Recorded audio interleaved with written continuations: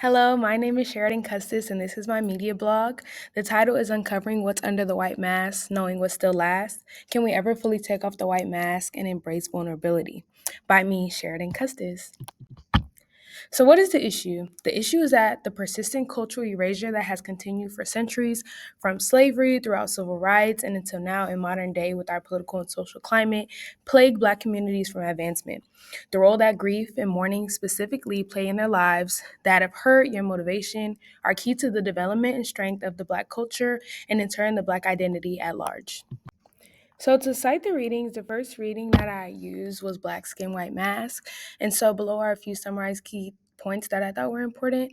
So as one becomes whiter, they renounce their Blackness. They start to assimilate to white culture and change their behaviors, change their societal outlooks, change the way they speak and the vocabulary they use, etc.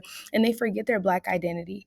This is all in hopes of being feared or respected by both Black and white men, but also Black and white women. The Negro wants to speak French because it is the key that can open doors that have been closed for years.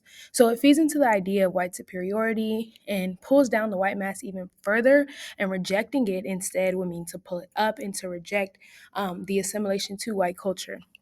So, when returning from assimilation, the book says that there are two choices: to stand with the white world, which is the real world that we experience, or to reject European culture.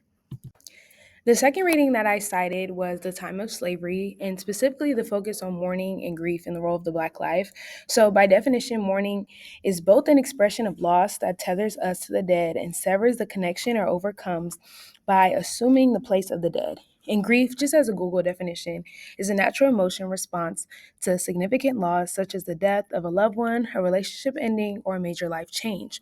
So, specifically in this context, remembrance of ancestors means to reclaim the past, to pay homage, to connect with your roots, and to genuinely make a promise that these injustices that were once experienced by said ancestors won't continue. So, reclaiming the past is a means to suspend the flawed ideologies of Black culture and the Black identity, yet, racial subjugation, incarceration, poverty, second class citizenship, etc., is the legacy that still haunts us in the modern day from the time of slavery. So, as a quote, remembering slavery is to imagine the past as the fabric of our own experiences and seizing hold of it as the key to our identity. So these emotions continue in both the past and the present, which makes mourning difficult to do and to understand in general. It also says that if this past does not pass us by, it is because the future, the longed for, is not yet attainable. So we've not let go of the white mask that have been forced on us in order to embrace the role that grief plays in our life and the future that it can possibly create for us. So witnessing the crimes of the past and empathizing for those victimized and our ancestors, it enables us to cry for ourselves too. So, as my first form of media, I decided to cite a poem that I wrote last year for my AP Literature class, which kind of focused on some of these central themes. So, feel free to pause it and read it. I don't want to go through all of it just because of time constraints, but I am very proud of it. So, from that poem, I just wanted to cite a few key ideals that I felt like aligned with the reading. So, in this first stanza, I feel like the central idea of cultural detachment because of white colonialism and colonization is very important. In the second one, it shows kind of examples of how I feel like this mourning continues in present day attitudes and experiences of both myself and other Black people that I've been around, and how it has such an impactful role on my personal values and my own perspectives. And last stanza, kind of citing the origination of racial division and superiority behaviors that started as a trend, obviously, in the time of slavery, but that continued till present day. Moreover, the first stanza shown, it shows how I personally feel like I use my strength and the experiences of my ancestors as a means of perseverance and motivation. And the last stanza kind of gives definition to what I feel like is the evil versus the beauty. Sometimes I often see it as the Black versus the white. So the evil kind of refers to corruption, discrimination, and humane acts against Black people. And the beauty refers to the opposite. So equality, justice, inclusion, and the Black culture that is so beautiful at large. And as my second form of media, I cited a YouTube video titled How Can Black People Process Trauma and Grief? And so the video starts out by saying that you don't have to know somebody to grieve them or have a relationship with them in order to be able to grieve them. So the lady in the YouTube video kind of cites vicarious traumatization, which she says is often associated with mental health professions. And basically, it's the idea that like you can experience trauma secondhand by hearing what patients or someone else have been through. So she was like, you don't have to see the video, but when you hear that a black man is killed innocently jogging, you feel the same helplessness, the same fear, the same anger, the same anxiety that everyone feels, and how there are trauma responses and like physical sensations that you can feel even though you have no connection. And this fear is really rooted in the idea that this could have been somebody that I know, this could have been somebody that I knew, or this could have been myself.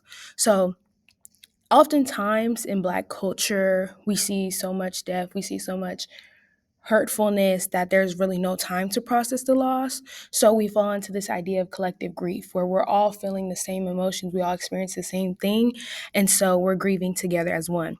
And she mentions that in this video, we can't separate healing and politics. We can't separate the institutional behaviors like racism, sexism, homophobia from that, because as part of these institutions is healing. Healing falls under the individual experience, which falls under these institutional behaviors and oftentimes under politics.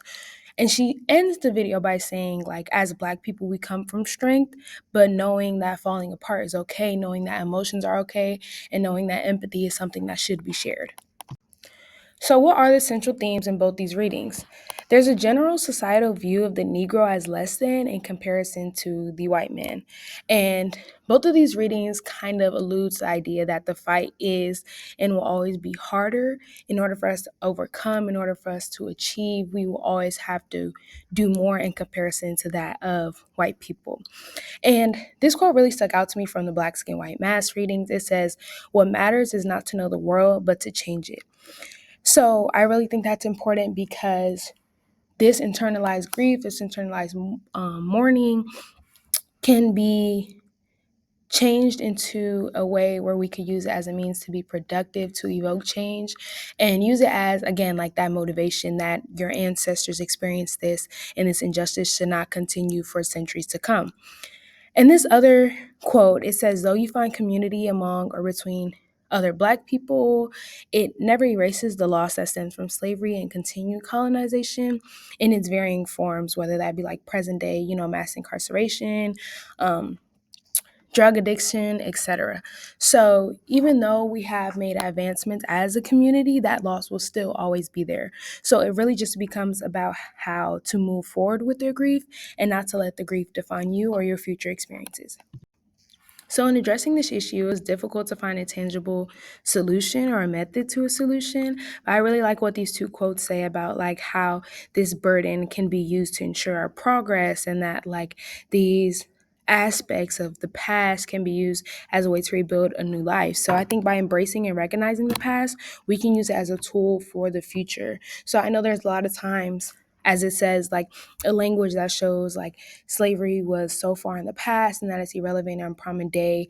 But I think if we realize how slavery's legacy shows up so oftentimes in our lives, we can use it as a means of change and a means of employing ways to better racial relations, better serve the Black community, and repair what has been destructed.